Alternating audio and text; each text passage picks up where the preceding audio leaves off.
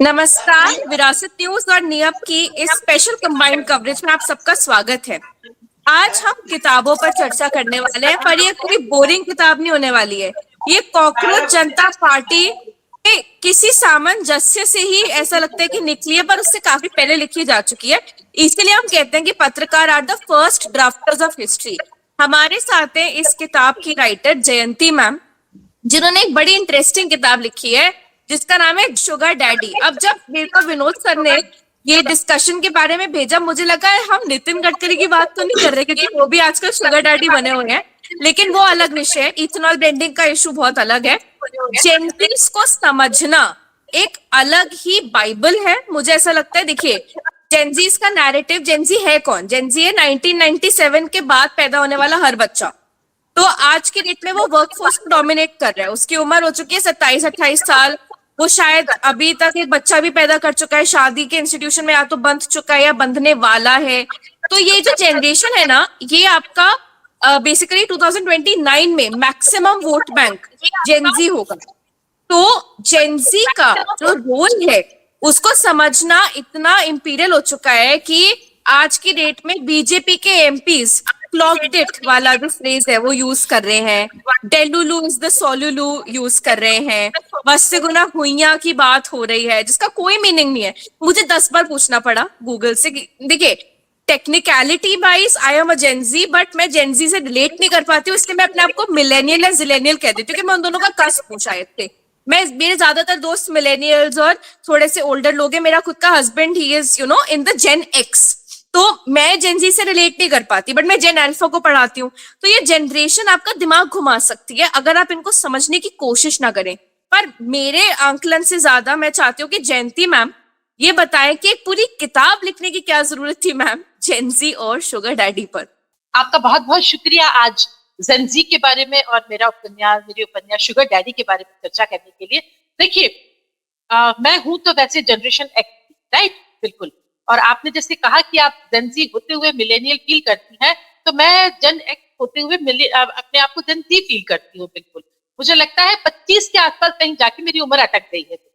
मैं युवाओं से बहुत अच्छे से कनेक्ट कर पाती हूँ। और रही बात की किताब जो शुगर डैडी जिससे चर्चा कर रहे हैं आज, इस किताब की, तो करीब 3-4 साल पहले मेरे सामने एक लड़की आई थी इस तरह की, जिसकी उम्र सिर्फ 19 साल थी। और वो इस तरह एक ब्रोकन फैमिली की थी, मेरी मित्र की मित्र थी। और वो एक दिन बहुत रोते हुए उन्होंने बताया कि उनकी जो बेटी है 18-19 साल की, वो घर से भाग गई है बिना बताए। डेटिंग ऐप में उसने एक शुगर डैडी को पकड़ लिया है और वो जो है भाग के, मतलब मैंने कहानी में मुंबई दिखाया, बट वो दिल्ली से भाग के वो शिमला के आसपास कहीं पहुंच गई है रिसोर्ट। और वहां जो है जाने के बाद तब पता चला है मम्मी को, जिसके साथ वो रहती थी डिवोर्स के बाद। और फिर वहां पे उसने अपने एक्स हस्बैंड को बुलाया और कांड हुआ और लड़की से बातचीत शुरू हुई। तब उस लड़की ने बताया कि माता पिता का जब डिवोर्स हुआ तो वो सिर्फ 10 साल की थी। उसके बाद माँ जो है डिवोर्स के गम में, वो तो बहुत दुबली होती चली गई। उनका दुख अलग था। वो हर बार ये कहती थी, ये सुनाती हुई कि तुम्हारी वजह से मैंने शादी की, देखो तुम्हारी वजह से मैं अकेली हूँ, तुम्हारे लिए कमा रही हूँ, तुम्हारे लिए तुम्हारे लिए तुम्हारे लिए।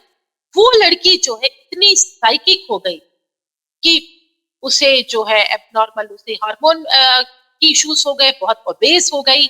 और इस वजह से आपको तो पता है आजकल स्कूल और आसपास बच्चे कितनी बॉडी शेमिंग करते हैं। और जो दोस्त पास आए सब उसके मतलब से आए, जो लड़का पास आए वो भी डंप कर दे। बहुत गहरे सदमे में थी, बहुत ज्यादा इंफीरियरिटी कॉम्प्लेक्स में थी। उस लड़की ने मेरे को एक बीज दे दिया कि मैं उसके बारे में सोचूं। बहुत आसपास हमारे सारे दोस्तों के बच्चे एजेंसी ही हैं भाई। कुल मतलब मैं कहूँ अगर 15 साल से लेके 25 साल तक इसी उम्र में है। और बहुत क्लोजली मुझे मासी कहते हैं, कुछ तो मुझे जे बुलाते हैं। वो कहते हैं कि आप हमारी दोस्त हैं। तो माँ से जो बात नहीं कहते वो मुझसे कहते हैं। तो एक तरह से मैं उनकी सलाहकार भी हूँ, दोस्त भी हूँ, उनके साथ बदमाशियां भी करती हूँ। सबसे पहले वो वाइन मेरे साथ पियेंगे, सिगरेट का सुट्टा चुपके से मेरे साथ लगाएंगे। उनको पता है मैं उनकी कॉन्फिडेंट। तो मैं उनकी जिंदगी जानती हूँ। और मैं ये कहती हूँ कि कहीं किसी भी सूरत में वो गलत नहीं है भाई। हमारी पीढ़ी ने उन्हें ऐसा बनाया है, बिल्कुल। और मैं तो मानती हूँ कि बच्चे जो है वो कलेक्टिव होते हैं, समाज की रिस्पॉन्सिबिलिटी होते हैं वो। सिर्फ क्या कहे, आज के बच्चे अगर आपको लग रहा है जंतर मंतर में गाली दे रहे हैं, ऊपर से टपके हैं क्या वो? बिल्कुल नहीं। कहते हैं ना, देयर इज अ सेइंग कि it takes a village to raise a child.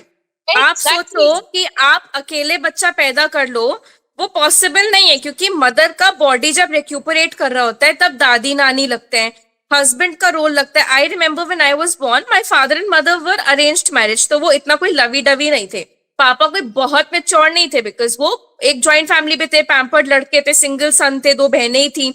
लेकिन तब भी मेरी मम्मी एक चीज बताती है कि नो मैटर हमारी कितनी भी लड़ाई होती हो, शादी के बाद, शादी से पहले, या फिर बच्चे के बाद, बच्चे से पहले, जब मुझे मतलब बेड रेस्ट बोला गया था और मुझे वॉशरूम करना था, तब मेरा हस्बैंड मेरे स्टूल्स को और मेरे यूरिन को फेंकने जाता था। ये एक रोल होता है एक कंपेनियनशिप का। बट अभी क्या है ना कि जेंजी, जैसे आप बता रहे थे ma'am, I could relate to a lot of things, कि ये स्कूल्स में हम बहुत सेंसिटिव रिमार्क्स, किसी को हम बिल्कुल ही कुपोषित बोल देंगे, फ्लैट चेस्टेड बोल देना, है ना, या फिर कोई मोटी है तो उसको अलग अलग नाम से बुलाना। बट चंद्रलेखा मैम, मेरा आपसे क्वेश्चन है कि जब जयंती मैम जे बन सकती हैं, अपनी जनरेशन के बच्चों के, मतलब अपनी जनरेशन के पेरेंट्स हैं वो ना, उनके बच्चों के साथ वो चिल कर सकती हैं, तो कंगना रनौत जैसी औरत वो आकर कहती है कि ये जनरेशन गटर है। आप उसका इतिहास उठाकर देख लीजिए, आदित्य पंचोली के बिस्तर में थी वो, ठीक है, मैं आदित्य पंचोली को क्लीन चिट नहीं दे रही, पर जरीना वहां पे सूरज पंचोली पे क्या बीता होगा वो हम औरतें जानती हैं। तो जब आज के लीडर्स ट्राई कर रहे हैं एक तरफ जेंजी को समझने की, एक तरफ हम देख रहे हैं कि प्राइम मिनिस्टर रिलेंटलेसली रील्स डाल रहे हैं, इंस्टाग्राम एंगेजमेंट कर रहे हैं कि आप इंक्रीज कीजिए, तो कंगना रनौत जैसी औरत पे एक्शन क्यों नहीं हो रहा कि वो जेंजीज को समझ ही नहीं, वो समझने की कोशिश ही नहीं करना चाहती, उसको लगता है उसका दर्द सबसे बड़ा है। बट मैम, मुझे लगता है यहाँ पे जितनी भी लेडीज, इनफैक्ट हम ये नहीं कह सकते कि विनोद सर आदमी है तो वो बिल्कुल सुखी हैं, उनके अपने चैलेंजेस हैं। तो चंद्रलेखा मैम, बिकॉज आपने लाइफ को काफी सालों देखा है, मैं ये चाहती हूँ कि आप हमें समझाएं कि एक औरत के क्या क्या चैलेंजेस होते हैं ग्रोइंग अप, जैसे कि ये 19 साल की बच्ची के थे, और कैसे आपकी जनरेशन जेन जी को समझ सकती है, जैसे कि जयंती मैम ने अपना केस बताया कि वो जे बनी उन बच्चों के लिए। बहुत शुक्रिया। मैं चंद्रकला त्रिपाठी हूँ, चंद्रलेखा नहीं। मैं सॉरी मैम, मैं पढ़ नहीं पा रही थी, मेरा हाँ, चश्मा नहीं, नहीं है अभी मेरे कोई पास। बात नहीं, कोई बात नहीं।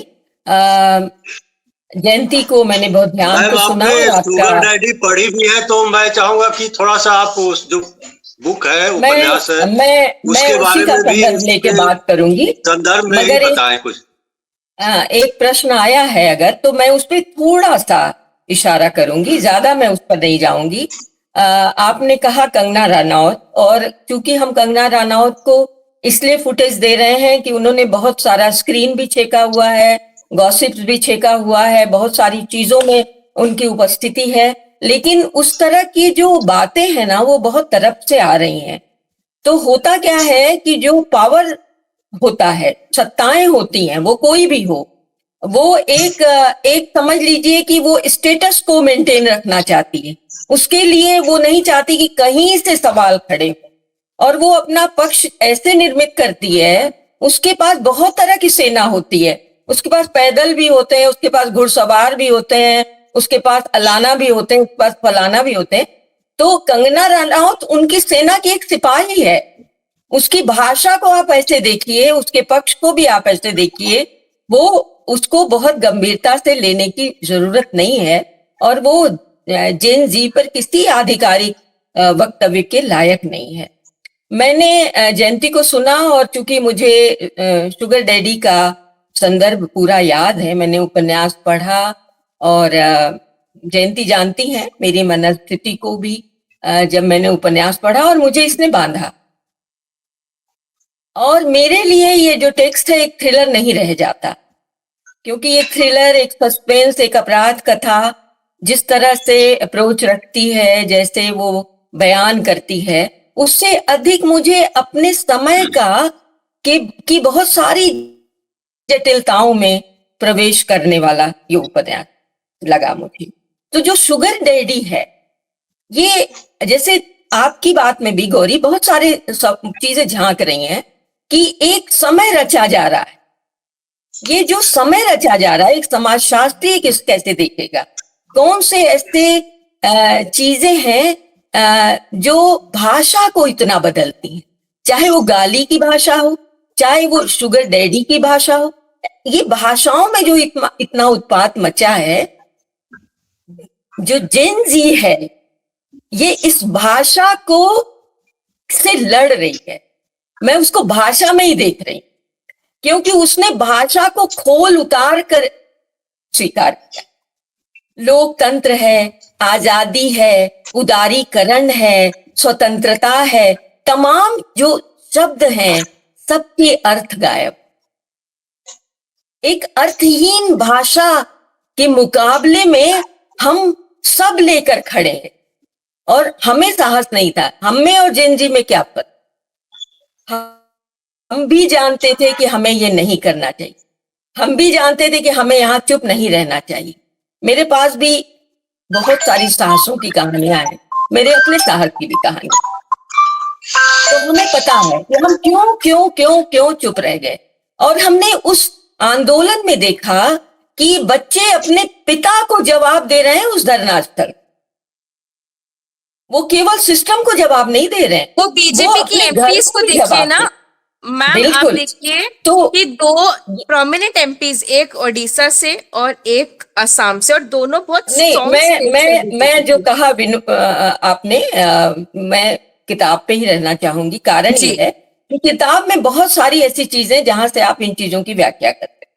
जैसे कि वहां पे इस जनरेशन की, ये जो जेन जी है, इस पीढ़ी की 2 लड़कियां, एक है 2 क्या 3 लड़कियां हैं। एक तो मायरा है, और दूसरी जो है नीति है, और तीसरी जो है मिशेल की बेटी सान्या है। ये 3 लड़कियां हैं। तो आप, इसलिए मैंने कहा कि ये उपन्यास एक साथ कई फिनोमेना के ऊपर बड़ा सुंदर तरीके से उसको उद्घाटित करता है कि एक तरफ वो परजीविता है, जो श्याम जैसा जो व्यक्ति है, उद्योगपति है, जिसको स्त्रियां उसके केवल प्रेम के लिए नहीं चाहिए, उसको बहुत कुछ के लिए स्त्रियां चाहिए। एक कुछ जो परवर्टेड रुचियां होती हैं जिसे हमारा उपभोग का समाज निर्मित करता है। आप देखिए, जो कि आप सब कुछ खरीद सकते हैं, वो सब कुछ खरीद सकने वाला आदमी है, उसका पतन और उसकी हत्या लिखता है ये उपन्यास। तो आप ये देखिए कि केंद्र में, जैसे जयंती ने कहा, मैं अभी इन्हीं दिनों एक फिल्म देख रही थी, तो मुझे बड़ा अच्छा सा लगा कि जो अनुभव होते हैं जीवन के, वो किसी कथा का गुरु बनते हैं। कथा का गुरु कहाँ मिलता है? आपको अनुभवों से मिलता है। आप सबके पास अनुभव है, लेकिन कथाकार उन अनुभवों के तल, अतल, रसातल, अंधेरे सब में प्रवेश करता है। और मुझे बड़ा अच्छा लगा इस उपन्यास में श्याम परमार की हत्या के बहाने से, जैसे जंतर मंतर के जमावड़े के बहाने से आप कई विमर्श चला सकते हैं, समाजशास्त्री भी चला सकते हैं, आर्थिक भी चला सकते हैं, सांस्कृतिक भी चला सकते हैं, है ना।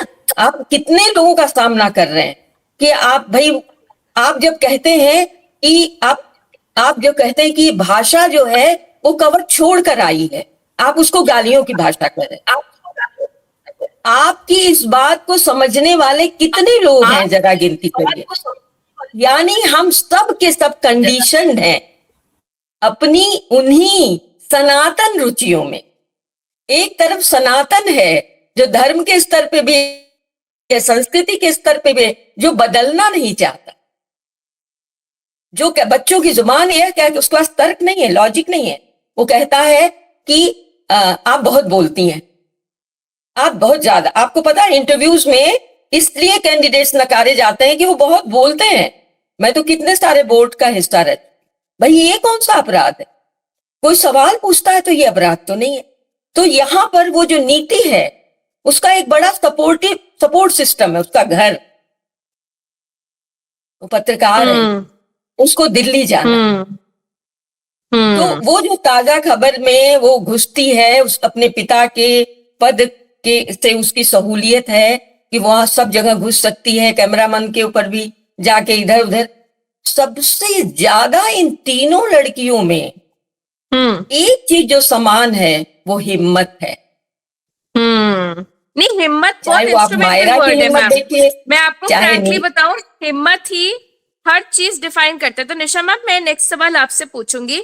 हमने अभी रिसेंटली एक चर्चा की थी जिसमें हम लड़कियों की हिम्मत की बात कर रहे थे, चाहे उनके पहनावे की बात हो, चाहे उनके नारों की बात हो, चाहे उन बीजेपी एमपीज की बेटियों की बात हो जिन्होंने 15 साल या 20 साल की उम्र में हिम्मत की कि अपने बाप के वर्क प्लेस पर सवाल उठाया। तो ये जेंजी की हिम्मत ही थी ना, जो गर्मी में, जैसे विनोद सर ने भी बताया था कि सीजेपी के 5 मिनट ऐसा लगता है कि आप पसीने में सराबोर हो चुके हैं। आप कोई कपड़े पहन के जाइए, आप पसीने से लथपथ होंगे, आप किसी टाइम जाइए, क्योंकि भीड़ इतनी है ना।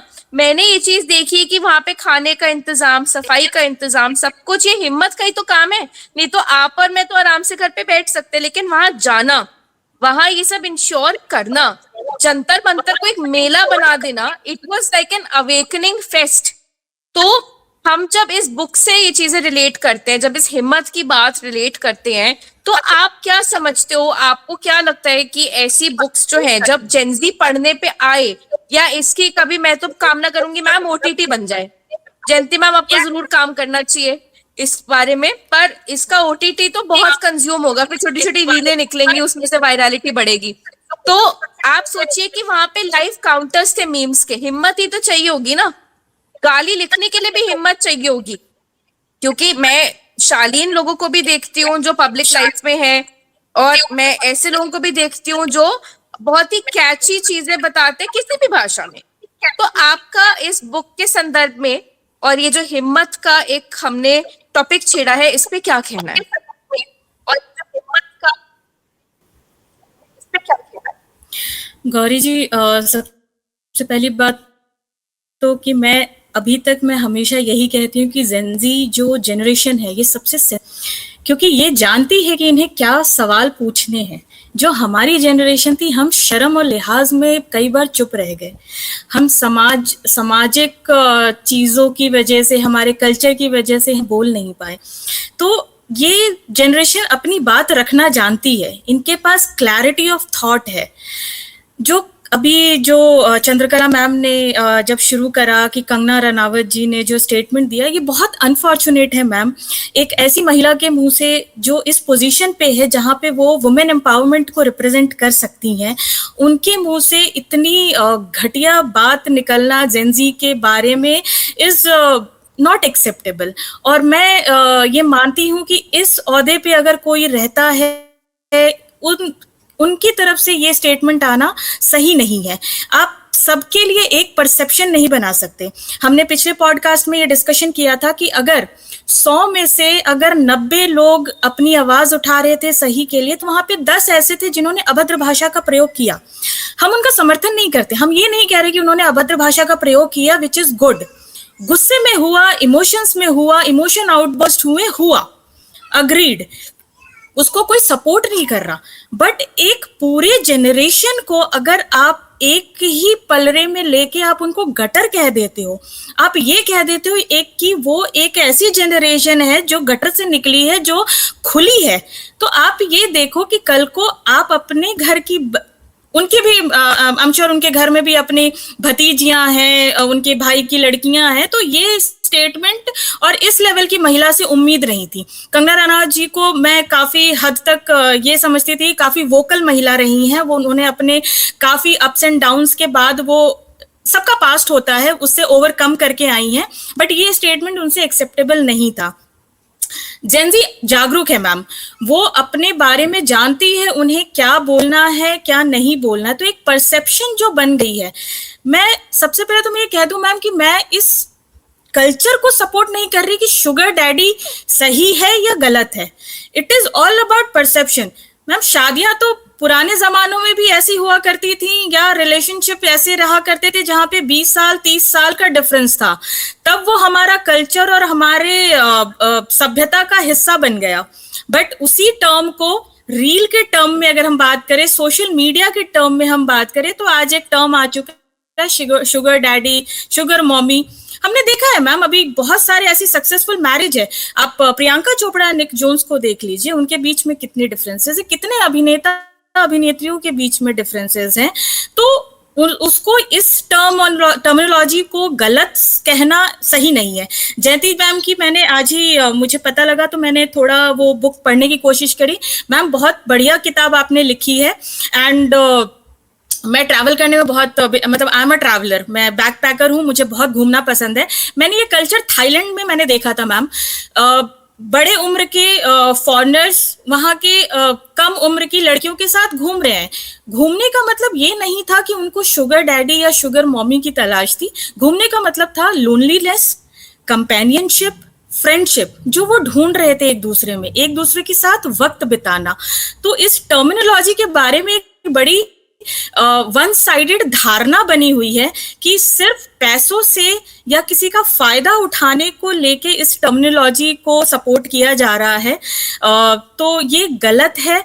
मैं ये कहूंगी किसी दो लोगों या कुछ परसेंटेज के लोगों की वजह से अगर इस पूरे के पूरे टर्मिनोलॉजी को गलत वे में देखा जाए तो वो सही नहीं होगा। सो ये जनरेशन बहुत सेंसिबल है और हर जनरेशन की अपनी एक स्ट्रेंथ और वीकनेस होती है। सो मैं मानूंगी कि जेनजी ने एक स्टीरियोटाइप को तोड़ा है और शायद हमारी जनरेशन या हमसे पुरानी वाली जनरेशन को ये एक्सेप्ट करने में शायद थोड़ा टाइम लगेगा। क्रांति आई है, अभी आई है, संसद तक पहुंच गई है उनके लिंगोस। बिल्कुल, बिल्कुल। जैसा आपने कहा फोमो, प्रोजेक्ट वीडियो बनाया है। सबसे बड़ी बात यह है कि अगर बीबीसी इस चीज को कवर कर रहे हैं तो दैट इज वेरी बिग। मतलब ठीक है, हम थोड़ा वेस्टर्न की तरफ ज्यादा देखते हैं, बट आप जब जानते हैं कि इंडिया का लैंडस्केप काफी हद तक कॉम्प्रोमाइज हो चुका है when it comes to media, तो आपको इंटरनेशनल मीडिया पढ़ना पड़ता है। Like I have personal experience of covering coverage reports जो मीडिया मॉनिटरिंग होती है for the ministry of external affairs. तो हमें बोला जाता था इंडियन मीडिया तो बताओ ही क्या चल रहा है, बट ज्यादा फोकस रखो कि गार्जियन क्या बोल रहा है, बीबीसी क्या बोल रहा है, रॉयटर्स क्या बोल रहा है, ब्लूमबर्ग क्या बोल रहा है। तो पूनम मैम, मेरा आपसे प्रश्न है, जब हमने पिछली बार भी बात की थी, एक साइकोलॉजी होती है, ठीक है, मतलब कोई भी लड़की है, चाहे आप कंगना रनौत का एग्जाम्पल ले लीजिए, मैं उनको ज्यादा फुटेज देना नहीं चाहती, बट उनकी स्टोरी बहुत अटपटी है कि 19 साल की उम्र में स्कूलिंग बिना खत्म किए वो घर से भाग गई। उनके पेरेंट्स के साथ ज्यादा रिलेशन अच्छे नहीं थे, तो कहीं ना कहीं लूजली आप एक कैरेक्टर को रेजोनेट कर सकते हो। जो शुगर डैडी में भी लड़की ने ब्रोकन फैमिली देखी। अब ये हमारे हाथ में नहीं कि कौन सी शादी चले कौन सी नहीं चले। बहुत लॉयर्स है जो सजेस्ट करते हैं कि शादी मतलब शादी बच्चे से नहीं बच सकती, लेकिन मैक्सिमम इंडियन फैमिलीज में शादी बच्चे से बचाने की पूरी कोशिश की जाती है। सासों का प्रेशर शुरू हो जाता है कि आप साल के अंदर ही फर्स्ट एनिवर्सरी के बाद ही आप हमें खुशखबरी दे दीजिए। उसमें थोड़ा इमोशनल एंगल डाला जाता है, जो भी चीजें हैं। फिर बड़े होके जो दो लोग नहीं एक पटरी पर चल सकते, वो पैरेलल्स में बढ़ जाते हैं और सेपरेशन हो जाता है, which is a very common thing. मैंने सेपरेशन कॉर्डियल टर्म्स पे भी देखे हैं, जहाँ पे दो स्पाउसेस डिफरेंट सिटीज या डिफरेंट कंट्रीज में रह रहे हैं, जिनकी प्रोबेबली सेक्सुअल अर्जेस अलग है। तो अब सपोज एक आदमी है, वो थाईलैंड जाके मसाजेस लेना पसंद कर रहा है, उसको नहीं चाहिए कुछ भी लॉन्ग टर्म, उसको बस चाहिए कि मैं अपने लिए रिक्रिएशनल टाइम क्रिएट करूं, क्योंकि मैंने बच्चों में इन्वेस्ट किया है, मैं 50 साल का हूं, मैं 60 साल का हूं। सेम उसकी एक्सपेक्टेशन हो सकती है कि एक 20 साल की लड़की है। एंड आप अगर पॉकेट एफएम या कुछ एरोटिक बुक्स देखें जो औरतें ज्यादातर पढ़ना पसंद करती है, क्योंकि साइकोलॉजी है कि men are more visual, women like reading more, इसलिए हम कई बार देखते हैं कि कई लाइफस्टाइल बुक्स और मैगजीन्स औरतों को ज्यादा केटर करती है, या अननोइंगली औरतें उनको ज्यादा पढ़ती है, वर्सेस बिजनेस न्यूज़पेपर आदमी लोग ज्यादा उठाते हैं। This is generalization, this is not facts, ये हमने ट्रेंड्स में देखा है। तो मैं अपने सवाल को संक्षेप में आपसे बस इतना ही पूछना चाहूंगी कि जब पूरा संदर्भ आप देखते हैं जेनजी की डेवलपमेंट या इतिहास से चलता आया ये कल्चर, जिसमें हम देख रहे हैं कि ये गरीब लड़की जो घर से पददलित है या उसको मेडिकल स्कूल की फीस देनी है, वो एक सरोगेट ढूंढती है, वो सरोगेट बनना चाहती है किसी की, या वो एक ऐसे आदमी को ढूंढती है जो अकॉम्प्लिश तो बहुत है बट एक खुश शादी में नहीं है, शायद उसकी उम्र बहुत हो गई है, वो निग्लेक्टेड है, और ये दोनों निग्लेक्ट में एक दूसरे को एक ट्रांजैक्शनल सिम्बायोटिक रिलेशनशिप देते हैं, जो आगे जाके एक शादी में भी बदल सकती है, या आगे जाके एक अंडरस्टैंडिंग में तो बदलती ही बदलती है। तो इस संदर्भ में आप कैसे इस चीज को देखते हैं, और जयंती मैम की बुक को आप थोड़ा सा अपने व्यूज बताइए कि आप क्या उसको अप्रिशिएट करते हैं। ऑफ कोर्स उनके एफर्ट को तो हम अप्रिशिएट करते हैं, बट कहाँ कहाँ आप उस चीज से रिलेट कर पाए, रेजोनेट कर पाए? जी नमस्कार, मैं पूनम भाटिया, मंच को नमन। सबसे पहले जयंती मैम, आपको बहुत बहुत बधाई और शुभकामनाएं एक उम्दा उपन्यास सबके बीच में लाने के लिए। और मुझे आपकी ये बात बहुत अच्छी लगी कि मैं जयंती का जे हूँ जो सबके बीच में हूँ। जो अभी हमने बात की है और जो हम उपन्यास में भी देखते हैं, कोई भी व्यक्ति की अपब्रिंगिंग कैसे होती है, सबसे पहली बात ये है अपब्रिंगिंग के पीछे के फैक्ट्स क्या क्या है। हमारे यहाँ पर सबसे पहले तो यही एक बेकार बात है कि विवाह नाम की जो संस्था है उसका ही पूरा जो कॉन्सेप्ट है वो खराब है। एक कोने पर एक लड़का बैठा है, एक कोने पर कोई एक लड़की बैठी है, और पेरेंट्स डिसाइड कर लेते हैं। और किसके बेस पे करते हैं? सिर्फ शक्ल के बेस पर कर लेते हैं, या किसके बेस पर कर रहे हैं? पैसे के बेस पे, इकोनॉमिक बेस पे। आर्थिक लेवल कैसा है, अरे कमाएगा वो। उन्होंने ये नहीं देखा कि वो एक्चुअली कैसा है, अंदर से कैसा है। अब उसके बाद ये भी कह दिया जाए कि जिस समय पहला क्षण आया, आपने एक दूसरे को देखा तो आप हाँ कर दो हर चीज के लिए। वहां नहीं की कोई बात नहीं है। प्रश्न और उत्तर या किसी तरीके का कोई समस्या या समाधान या हल, ये शब्द तो है ही नहीं वहां पर। हमारे पास एक ही शब्द रहता है, एडजस्ट कर लो। हाँ, हमने भी किया। तो जो विवाह अगर इस तरीके से टिका हुआ है, जो पैसों पर टिक रहा है, तो वो पैसों पर ही चलेगा। तो उसको पता है, मतलब महिला को पता है कि डिवोर्स लूंगी और मेरे पैसा मिलेगा। पति को पता है पैसा फेंकूंगा, अलग हो जाऊंगा। और बच्चों को पालने के भी यही तरीके हैं कि मैं कमाती हूं, तुम कमाते हो। ये नहीं थे कुछ समय पहले के कॉन्सेप्ट्स। तो चूंकि नहीं थे, तो जो जेन जी से पहले वाली जनरेशन है उसके कॉन्सेप्ट डिफरेंट थे। और जो फिर हम जब माँ बाप बने तो हमारे साथ ये भी रहा कि पैसे को हमने वैल्यू दी, क्योंकि हमारे समय में जब परवरिश होती थी तो एक डिफरेंट परवरिश थी। हम लोगों के समय में कोई एसी नहीं हुआ करते थे, बहुत इक्के दुक्के घरों में फोन हुआ करते थे, बहुत कुछ घरों के अंदर टीवी हुआ करते थे। मुझे मेरा बचपन याद है बहुत अच्छे तरीके से। हम लोग एक कमरे में सोया करते थे क्योंकि 2 पंखे अफोर्ड नहीं करते थे। मम्मी पापा जबकि नौकरी में थे, वो कहते थे कि नहीं सोएंगे एक जगह पर, और पूरी गर्मियां हम लोग छत पर सोया करते थे सिर्फ इसलिए कि पंखा बचाना होता था। और आज 3 कमरे हैं घर में तो तीनों में, 5 कमरे हैं तो 5 में एसी है। आपके बच्चे को अलग कमरा चाहिए। मुझे तो अलग कमरे का कॉन्सेप्ट कभी समझ में ही नहीं आया। शुरुआती रूप में तो बिल्कुल ही समझ नहीं आता था बच्चे को अलग क्या कॉन्सेप्ट देना है। और जब बच्चों ने मूवीज में और सोशल मीडिया देखना इतना ज्यादा शुरू किया तो पता लगा कि मम्मी आप तो पता नहीं कौन से जमाने की हो।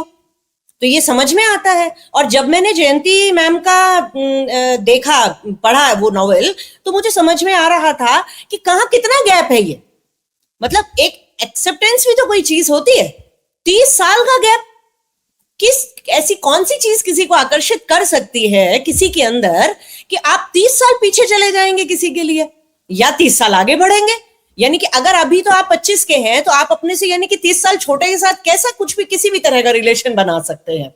माँ बच्चे का रिलेशन हो सकता है, स्टूडेंट टीचर का रिलेशन हो सकता है। हालांकि जब ये मैंने पढ़ा तो इसमें तो बहुत सारी परतें खुलती हैं। ये उपन्यास अपने आप में कोई छोटी मोटी चीज नहीं है। इस उपन्यास को पढ़ने के बाद में आप हजारों प्रश्न इसके अंदर रख सकते हैं, और उन प्रश्नों का उत्तर हम आज के बच्चों के साथ अगर डिस्कशन भी करें तो बहुत कुछ निकल के आता है। ये है कि किस बात के लिए हम रुकें, किस बात के लिए झुकें, किस बात पे हम लोग ये क्यों कहें कि ना है और किस बात के लिए हाँ है। और अगर हम पढ़ाई की भी बात अगर यहाँ पर थोड़ी बहुत करें, क्योंकि अभी अभी हमारे मुद्दों के बीच में एक मुद्दा आया है कि काश ये जनरेशन पढ़ना शुरू कर दे। अभी ये एक लाइन आई है कि काश ये जनरेशन इस तरह के उपन्यास पढ़े, तो या किसी भी तरीके की रिपोर्टिंग पढ़े, कोई आलेख पढ़े, कोई यात्रा वृतांत पढ़े, कोई संस्मरण पढ़े, कोई रिपोर्टाज पढ़े। शायद अगर वो ये सब पढ़े तो उनको समझ में आएगा कि क्या होगा। तो वो पढ़ेगा कहाँ से? हमारी सरकारें चाहे कितना रही हैं पढ़ना, क्या कर रखे हैं हमने तो नंबर गेम खेल रखा है। नंबर गेम में आप बच्चों से क्या उम्मीद करते हो जब पेरेंट्स के सामने कोई कॉन्सेप्ट क्लियर नहीं है? बच्चे तो ये, पेरेंट्स तो ये कह रहे हैं हमारे बच्चे का नंबर ए आ जाना चाहिए, बी आ जाना चाहिए, 4 बिल्कुल सही बोल रहे हो मैम। और let's go back to 1980। Vinod sir, ये मेरा आपसे सवाल है। 1980 में इंदिरा गांधी ने कलर टीवी का एक उत्थान हमारे देश में कर दिया था जब 1982 में एशियन गेम्स आए थे। अखबार उस जमाने में आफ्टर इमरजेंसी एक एफर्ट था कि कम हो जाए। आप पीछे जाइए ब्रिटिश राज में, उन्होंने पहले हमारे वेद और पढ़ाने के तरीकों पे वार किया। जो मुसलमान इन्वेडर्स थे उन्होंने भी ये किया। पढ़ाई पे वार जो होता है वो किसी भी सिविलाइजेशन को एक तरीके से क्रिपल कर सकता है। फ्रेंच और अफ्रीकन सिविलाइजेशंस, पोर्चुगल और बाकी देशों के आप सिविलाइजेशंस कंपेयर कीजिए, स्पेनिश, इंग्लिश, ये हमने कल्चरल एक देखा है कि पढ़ाई कितनी इंपॉर्टेंट है, कितनी कम इंपॉर्टेंट है। तो जब आप इस संदर्भ में देखते हैं, जैसे कि आपको देवडी मूवी याद होगी, उसमें भी तो चंद्रा का कैरेक्टर था, वो बहुत सिमिलर ट्रोप था कि वो लड़की आधी इंडियन, आधी मतलब आधी पंजाबी और आधी फ्रेंच थी, और उसका एक एमएमएस लीक हुआ। उसके बाद उसके फादर ने सुसाइड कर लिया, तो उसकी मदर ने उसको अबैंडन कर दिया और वो पंजाब के अपने दादा और दादी के घर में एडजस्ट नहीं कर पाई, तो वो भाग के उसने एक ब्रॉथल ज्वाइन कर लिया।